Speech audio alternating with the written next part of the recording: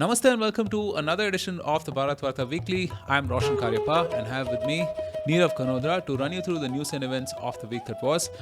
Well, last week we complained that there wasn't much to cover, much to talk about, and this week has kind of more than made up for it.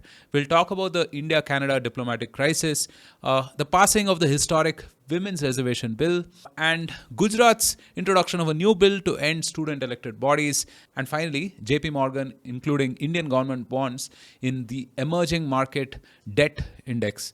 All of this and more on this Bharatvaarta Weekly. If you're new to the channel, do follow or subscribe to us for content on politics, policy, and culture. And if you are a returning visitor, consider rating or reviewing us so that more people can discover our content. Well, let's talk about what's happening with India and Canada.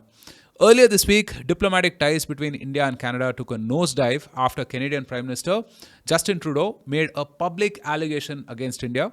He claimed that there was, to quote, credible evidence that India was involved in the killing of a Khalistani extremist on Canadian soil. Canada then expelled Indian diplomats, to which India responded in kind and expelled Canadian diplomats in Delhi. The Indian Ministry of External Affairs rejected the allegations, calling them absurd and motivated. India later issued a travel advisory for Indians in or traveling to Canada, calling the country a safe haven for radical extremists and designated terrorists. Well, Nirav, we've covered this whole brewing tension between India and Canada on the Khalistan issue for the last 3 or 4 months on the weekly, and it has come to the brim at this point of time. What do you make of it? Okay, so one is Trudeau. He's the leader of the Liberal Party. He has a coalition ally, Jagmeet Singh, and the Sikhs typically vote left of center. So that is like politically, that's a constituency which kind of leans towards him. Second thing is Canada has had a lot of Sikh immigrants right from the 1960s. A lot of them initially went as farm workers and truck drivers, but they've had like good social mobility and they've risen up the ranks. You have members of the parliament in the 80s at the peak of the Khalistani movement. A lot of Khalistani people had escaped India and gone migrated to Canada.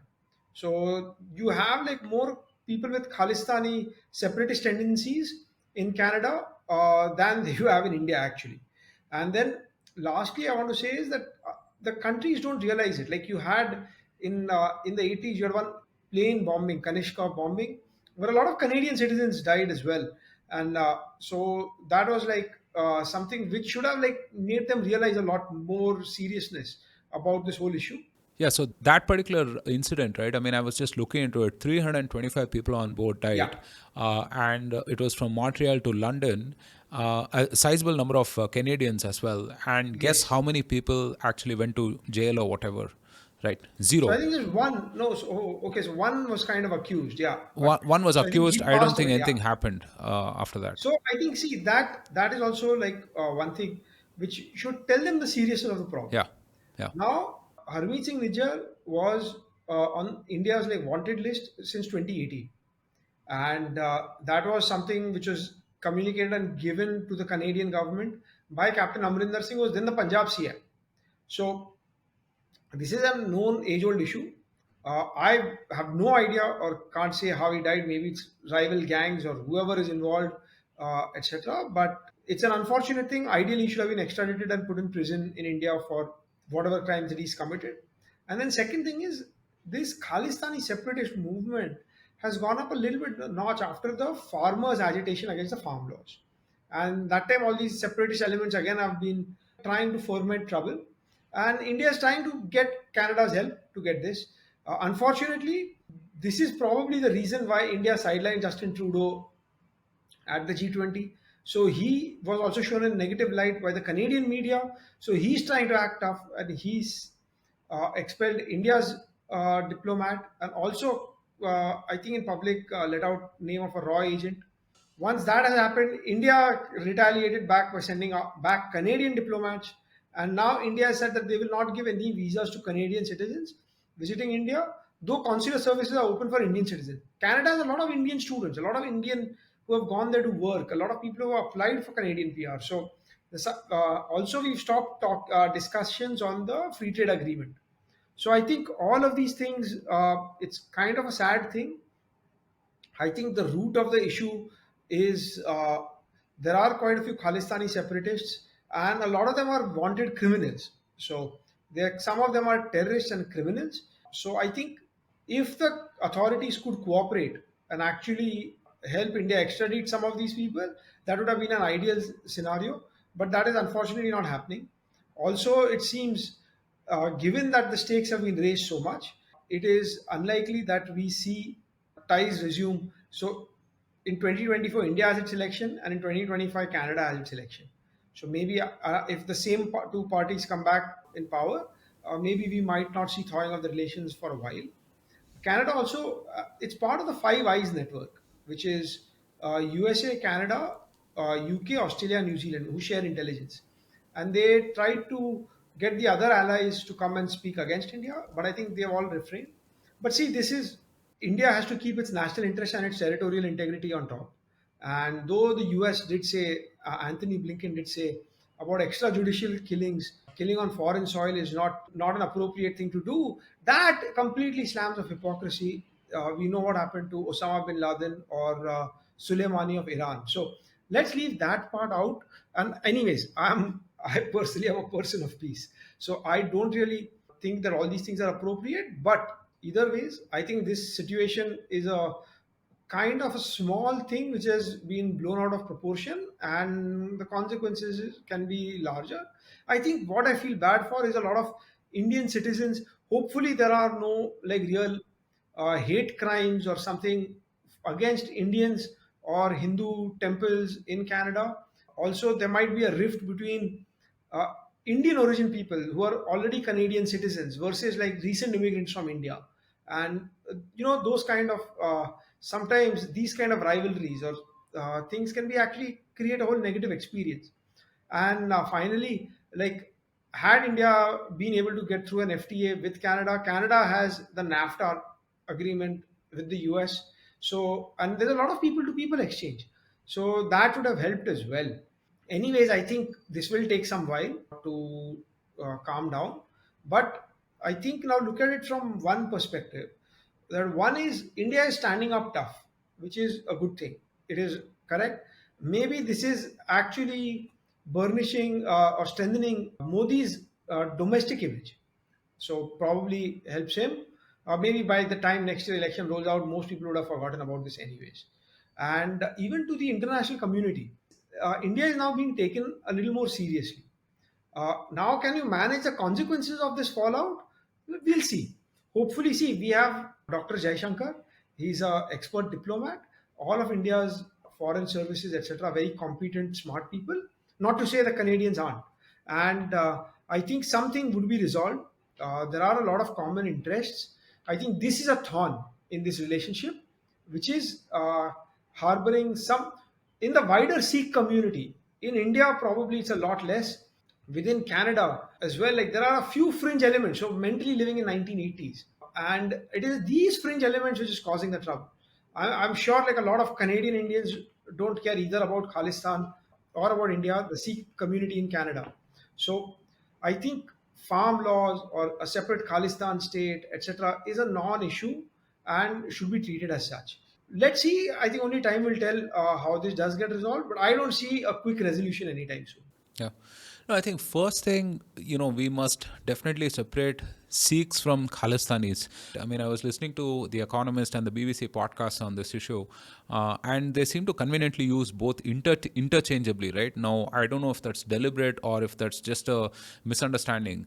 And they call Nijar, who has been, photographed with guns and whatnot, and who has said a lot of violent things, they call him an activist, right? As a person who was invested in service and whatnot, right? So I think that sort of thing has to change for sure, right? I mean, we have documented evidence of Pakistan and ISI sort of cultivating these folks, fomenting issues, troubles, and whatnot. So that's the first thing, right? I think, and if you look at the Sikh community in India, I think extremely patriotic and productive people, right? We've had a Sikh president, a prime minister, people in diplomatic positions, and so on and so forth, right?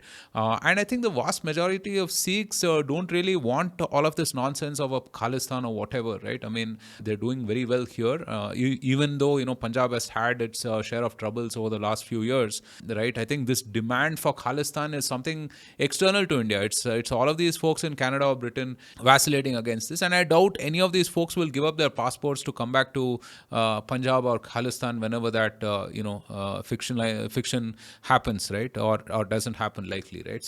So I think that's the first thing. The second thing is again, these BBC and Economist podcasts, these commentators were talking about it as though it's an affront on the West, right? Now, again, we don't know what has happened, whether India had any role at all to play in these assassinations. And these guys have been dropping like flies after that, right? Now, again, you can call it like some kind of 3D chess that India is doing with all of its raw agencies and whatnot. Or, it could just be base gang violence, or it could be, something with the ISI, etc. We don't know, right? The jury is still out on that, I feel. But even if you observe what, Secretary of State Blinken said, I think it was a very carefully worded statement. He never accused India of anything, and he said we would wait for the investigation to be concluded, which means that that the evidence is not conclusive as such, right? And that itself, I think, shows the heft and the position of India at this point of time, that the US does not want to outrightly condemn India, right? So that is something to watch out for, something to observe, right? I was watching this interview of I think Rajdeep Sardesai was interviewing Casey Singh, who's a former diplomat, and Daniel Boardman, who's a Canadian journalist, and it seemed like as though it was these guys were playing different roles, right? They were doing the opposite. Casey Singh, it just surprised me, right? He found like 50 ways to sort of justify why this is happening without explicitly condemning Khalistanis, right? Saying that the government has sort of had a role to play in these increasing tensions over the last year and so on and so forth. Whereas, if you look at Daniel Boardman, he was absolutely clear, right? That this Nijar character, first of all, it's a doubt whether he's a legit citizen itself, right? Because his citizenship was rejected first. Like, he tried to illegally migrate. Then he tried to marry his sponsor, and that too was rejected. And so after all of these years, he's still there. So we don't really know if he's a legit citizen in the first place, right? Then clearly from everything that he has been doing, all his activities and such, it's clear that he's a violent guy, right? And he condemned that outrightly. And also talked about this incident in Canada a few months or perhaps last year, where it was proven that the Chinese were interfering in Canadian politics and had spies by the dozen. But Justin Trudeau never really talked about that, never really cared too much about it. But then, it's in stark contrast to what he's doing right now, which is, make a serious allegation on some half-baked investigation, right? So that was interesting to see both of these folks talk about this, right? And I think my favorite incident from all of this was, a report that came out that said to quote, the Indian intelligence chief told the CIA director that the only reason that they didn't take action against G.S. Pannu, who's a dual citizen of US and Canada, for openly calling for assassination of Indian diplomats, was because he could actually be a CIA agent. I think that was, there was, if it happened and if it's true, that's a kind of a boss move, right? A lot of us, have read and heard about the lore of Mossad and CIA and all of this stuff, and I think it is also a confidence of a nation, right, that it can defend its sovereignty both inside its territory and outside. So it's been a fascinating few days, I should say. Yeah. Moving on to some very positive news. Over the past week, the Government of India held a special parliamentary session which began on Monday and lasted till Friday. During this session, the government passed the historic Nari Shakti Vandan Adhiniyam bill. This bill provides 33% reservation for women in the parliament as well as other lawmaking bodies. The bill was passed with a unanimous vote, with 454 members voting in favor and only 2 voting against. Those opposed were MPs from AIMIM. Nirav, again, this is something that has been introduced maybe 4 or 5 times earlier, first starting in '96, I think, during the Devegowda government, right? But hasn't really found purchase. I think once it was passed in the Rajya Sabha, but not in the Lok Sabha. But this is fantastic. What do you think this will do for women in politics? So there are some pitfalls as well. So what this does is a lot of political dynasties, a lot of politicians will put up their wives, daughters, daughters-in-law, and they all will take the center stage. So what this does is it does a little more maybe for nepotism, but I think once you have a critical mass and you have like enough women representation, I think all the laws which are formed, they'll start looking at things from like everyone's perspective, and they will start looking at things which kind of, there are a lot of hardships which women do face in Indian society in particular, and they will be a little bit more aware, try and do a bit better for this. So I think that is something which will be good.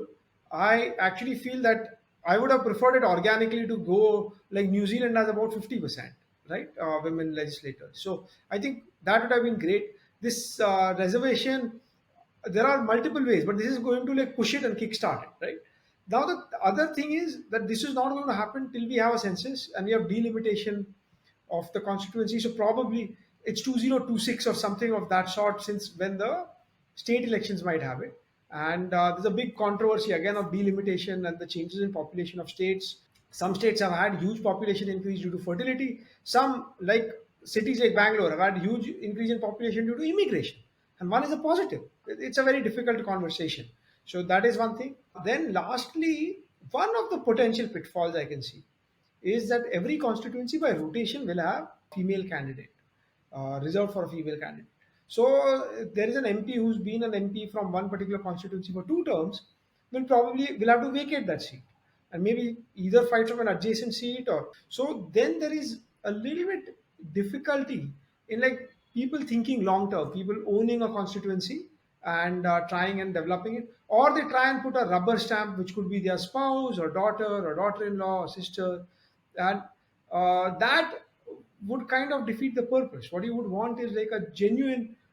It gets more women interested in politics, gets women interested in governance, and if they can make all these changes in the society, and I think the impacts will be felt over a longer period of time. And initially as well, I think there's a Bollywood movie, Abhishek Bachchan Dasvi, where he goes to prison and appoints his wife as the CM. But once she becomes the CM, she starts thinking for herself and starts doing things as per her wishes. That apart, so I think that is, see, that's a good thing. And also, like more women look at politics, policy making as a career choice. Hopefully, more women also study law, maybe study political science, right? So all of this can be have like a massive spillover effect. So that is a good thing. In a very bad taste, on I think on local body elections, there is women's reservation is already there in a lot of places. I want to give an example.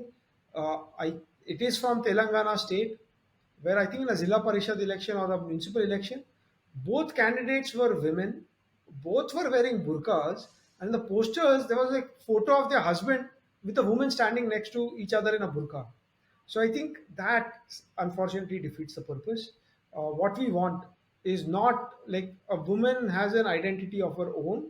She is not just somebody's daughter, wife, sister, daughter-in-law, but she is the person on her own. So I think this maybe initially, first few election cycles, we will see a lot of these things. We'll have a few Rabri Devis and a few people like this who will be in the parliament and in the Vidhan Sabhas all over the country. But there will be social change on the ground, and this will be a gradual process. And once that happens, I think stuff where there are a lot of good initiatives that this government has taken. The Nal Se Jal scheme, or which helps like, because women usually have to go pick up water somewhere and then bring it back, or like cooking gas instead of like burning coal or wood inside the house. Those few schemes, if we had like this kind of representation earlier, might have had come a generation ago, or at least like 20, 30 years ago. So maybe this kind of sees a little more development along like the lines where it is, because a lot of women were ignored, and those problems, like there's a saying in Marathi, mulgi shikli pragati jali, that is, a woman learns, you see progress, because once a woman is educated, the next generation of kids and all of that, see, so the society benefits. So I think that is definitely, there's a huge positive spin-off.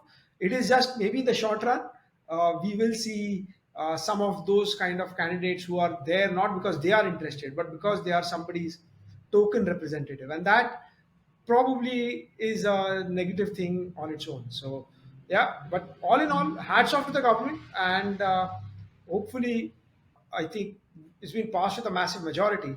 So this is also like a good thing where the government can get things done and move ahead when it has a complete majority. So absolutely. Yeah.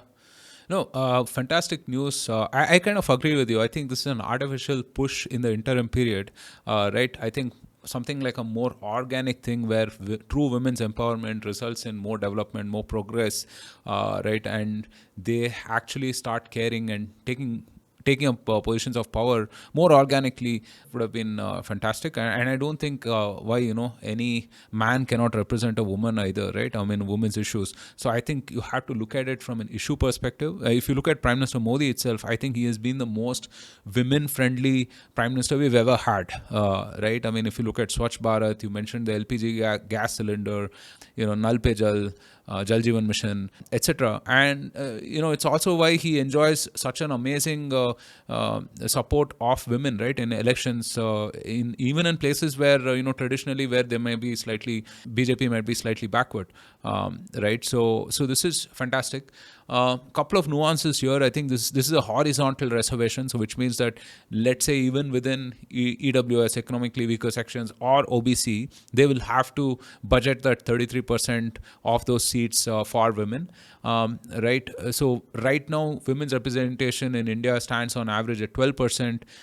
This is against about 23% globally, apparently. So this will come into effect likely in the 2029 Lok Sabha elections, and not for 2024, and maybe state elections before that, right? So but overall, I think this is a huge net positive. I'm glad that after bringing this to the parliament for 4 times, it finally has been passed with an overwhelming majority. So let us know what you think about this, the pros and the cons. I mean, as with any major change, there are pros and cons.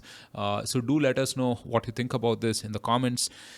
Well, speaking of bills, there is another bill, this time to end student elected bodies. Last week, the state government of Gujarat passed the Gujarat Public Universities Bill 2023. This bill calls to end all elected bodies on college campuses and student unions across all the public universities in the state. Rishikesh Patel, Minister of Higher and Technical Education, said it, to quote, laid the foundation for a strong education system for the next 100 years. Nirav, I think student elected bodies are a net negative in my opinion, right? I think students should focus on academics or developing talents and skills that can help them be productive members of society first before they earn the right to sort of wield any sort of power. But there is also this alternate thought that students have to invest themselves in public affairs, in politics, and so on and so forth. So that they understand enough about their country, the world, and they can sort of contribute and influence things around them more tangibly. What side of the debate do you stand on? So I'm on this. I kind of totally agree with you that the way current student elections and all those kind of things happen, it is a massive net negative. What happens is that each political party has its own youth wing. They used to actually get ground level leaders up, and in an ideal scenario, that would have worked in a nice manner. But what happens is there's a lot of gundagardi, and like you get a lot of goons. All these student elected bodies are basically places where all these kind of like you'd call maybe like antisocial elements kind of coalesce around. And like anything else, like sadly, like a lot of other Indian elections as well, you have basically what gets you ahead or elected is money, power, and muscle power. And I think all of these things could just be like left it alone. and you move on and just go for the main elections. If you want, join a youth wing of a party and work for the party and do things you want in the like outside the university. Uh, like if students want to be politically aware, want to join a political party, so be it. Once you're 18, you're free to join and work for whichever party you choose to, but outside the university. Let the university be free of politics, and let university focus on education, academics, and like whatever else. Like it is a time you want to build friends, build networks, have a good time, and learn ahead, learn to become an adult. It's a transition period, and focus on those kind of things rather than student elections. I think Mumbai, where I grew up, there were like in the 90s. I remember there was some student elections and violence and all of that, and then, since then they banned it. Either 80s or 90s when I was in school, and I didn't miss anything. I was like couldn't be bothered less, and that's a great thing that you remove this. Hopefully, more states do understand that where this is going. I think once you become an adult, be an active citizen, vote in all elections, join a party if you want to. You want to be a social worker, or you do something which is positive rather than grab power and grab all these kind of things. Yeah, I think that gets a little bit out of hand, and I think there are better ways to find young political leaders. And yeah, uh, on the whole, the way it is conducted right now, it's definitely like a very violent thing. So I would just prefer that it is banned altogether. Yeah, I think one only needs to look at the West and this whole woke movement in universities to understand, the sort of depths that this can fall to, right? I mean, that sort of entitlement without really understanding the ways of the world, right? And protests and so on. I mean, we saw some of this with this whole Ashoka University fracas that happened recently as well, right? I feel like it's a net negative as well. I think investing in service is a different thing, because I genuinely feel that colleges maybe should afford a semester where students just go to the hinterlands, tier 2, tier 3 cities, villages, etc., and see real impact of whatever they've learned, right? I mean, whether it is psychology or engineering, really try to apply things as much as possible, and have a service orientation that is quite different. I think if you look at pracharaks, right, RSS pracharaks, for example, right, I mean, a lot of these folks are amazing political folks right now because they've invested in service, because they've invested in organization, so on and so forth. And of course, a lot of Baudik as well, a lot of studying and studying of issues as well, before really, taking on positions of power. So I think that is the way to do it. Yeah. So I think this is a good step overall. Well, finally, some positive news on the economy front. JP Morgan recently announced it will include Indian government bonds in its widely tracked emerging market debt index. The inclusion of Indian bonds will start on 28 June 2024 and extend over 10 months with 1% increment on its index weighting. India is expected to reach the maximum weighting of 10%. Experts hailed this decision of the inclusion of Indian bonds into the government bond index emerging markets, or the GBIEM, and said bond investors will now have more options for investments. Nirav, anytime a stock is included in an index, I mean, obviously the people invest in the stock directly as well. So that's a net positive for the stock. Do you think something similar will happen to India in terms of foreign inflows and so on? Yes, yes. So I think there are some ETFs which kind of like just passively track the index. That is estimated to be about $200 billion. So $20 billion will be allocated to India next year going ahead, and then there will be others who might get in as well. But this is a thing which is, I would say, yes, it's a positive. What it does is, see, most of Indian government debt is actually held by banks. That when you put a deposit in a bank, the bank lends out some money, but other money it holds as a liquidity ratio and holds government debt. Then you have like the pension funds like NPS, you have insurance companies, right? You have like very wealthy individuals or like NBFCs. And then now you also have this foreigners who might hold it. And what happens is India does, it is a lot more regulated market. So there are a lot of regulations to go with it. The compliance burden is a bit higher. But what this does is another source of demand for one product. Yes, maybe the bonds rally a bit, but see, this is government that doesn't move as much as like stocks. So That's a separate thing altogether.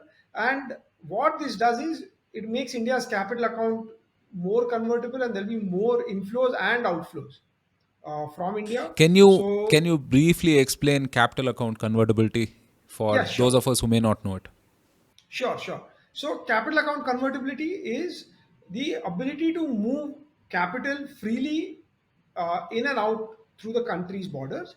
India is not a fully capital convertible country. Like you have the US, Japan, EU, etc. Is in India, for example, there is an LRS scheme where citizens can only take out $250,000 outside.